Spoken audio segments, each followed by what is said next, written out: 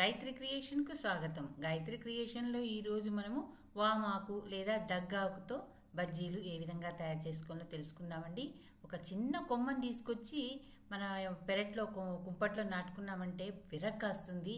దీంతో మనం బజ్జీలే కాకుండా పచ్చడి, చారు, టీ, రైస్ ఐటమ్, పెరుగు పచ్చడి ఈ విధంగా రకరకాలుగా చేసుకోవచ్చు. చాలా టేస్టీగా ఉంటుంది, ఆరోగ్యంగా కూడా ఉంటుంది. దీనికి ఏం కావాలంటే మా గార్డెన్ నుంచి ఇలా పెద్ద పెద్ద ఆకులు కోసుకొచ్చుకున్నానండి. ఏం లేదు, పెద్ద పెద్ద ఆకులు కోస్తేనేమో పెద్ద పెద్దగా వస్తాయి బజ్జీలు, చిన్నగా అంటే చిన్నగా వస్తాయి అంతే. దీనికి దుమ్ము ఎక్కువగా ఉంటుంది కాబట్టి ఒక బౌల్లో నీళ్లు తీసుకొని కొంచెం ఉప్పు వేసి ఈ విధంగా ఒకటి చేతితో శుభ్రంగా కడుక్కోవాలండి. వీటిని మళ్ళీ పొడి బట్టతో బాగా తుడుచుకోవాలి. ఎందుకంటే ఇది నీరాకు. మనం శనగపిండిలో వేసేసరికి మొదలే మనం నీళ్లు పోసి కలిపి తింటాం కదా, ఇది నీరాకు వేసరికి ఇంకా జోరుగా అవుతుంది, అప్పుడు మనకు వేస్ట్ అవుతుంది అనమాట. అందుకని ఇలా ఒక్కొక్క ఆకును శుభ్రంగా తుడిచి కాసేపు గాలికి దీన్ని ఆరబెట్టేద్దాం. ఈ విధంగా ఆరబెట్టేసిన తర్వాత ఒక బౌల్ను తీసుకొని 1 కప్పు శనగపిండిని వేసుకుందాం. 2 స్పూన్ల బియ్యం పిండి, రుచికి తగినంత ఉప్పు కొంచెం వేసుకోండి. ఎప్పుడైనా ఆకుకూరలు చేసే దాంట్లో కొంచెం ఉప్పు తక్కువ వేసుకోవాలి. 1/2 స్పూను కారం, 1/2 స్పూను పసుపు, 1/2 స్పూను వంట సోడా, 2 స్పూన్ల వాము ఈ విధంగా 2 చేతుల మధ్య వేసుకొని నలిపి వేయాలండి. ఇలా వేయడం వల్ల ఫ్లేవరు పిండికి బాగా పట్టుకుంటుంది. ఈ ఇంగ్రీడియంట్స్ అన్నీ కలిసేటట్టు బాగా ముందు చేతితో కలుపుకొని కొద్దిగా నీళ్లను పోసుకుంటూ మనం బజ్జీల పిండికి ఏ విధంగా తడుపుకుంటామో ఆ విధంగా తడుపుకోవాలండి. ఈ విధంగా తడుపుకున్న తర్వాత 2 నిమిషాలు బాగా చేతితో బాగా కలపాలండి.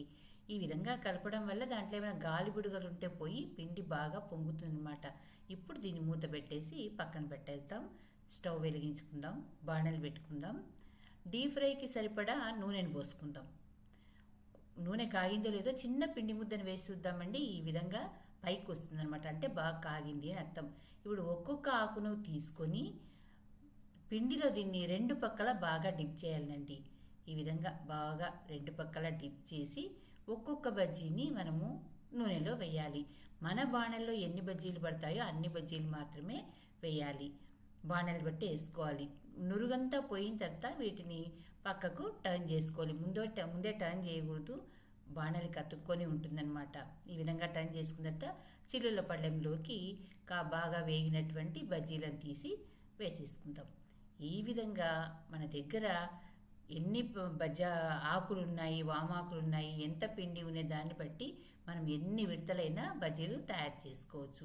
ఈ విధంగా ఇప్పుడు 2వ విడత కూడా వేసుకుందాం. ముందుగా మీకు మాట, నా ఛానల్లోని కథలు మరియు వంటలు మీకు నచ్చినట్టయితే ఓ లైక్ చేయండి. మీ బంధువులకు, స్నేహితులకు, తెలిసిన వాళ్లకు షేర్ చేయండి. మరిన్ని టేస్టీ వంటల కోసం, మరిన్ని మంచి కథల కోసం గాయత్రి క్రియేషన్ను సబ్స్క్రైబ్ చేసుకోండి. ఈ వామాకు బజ్జీలను మీరు తయారు చేసి మీకు ఎలా కుదిరిందో నాకు కామెంట్స్ రూపంలో తెలపండి. Thank you for watching.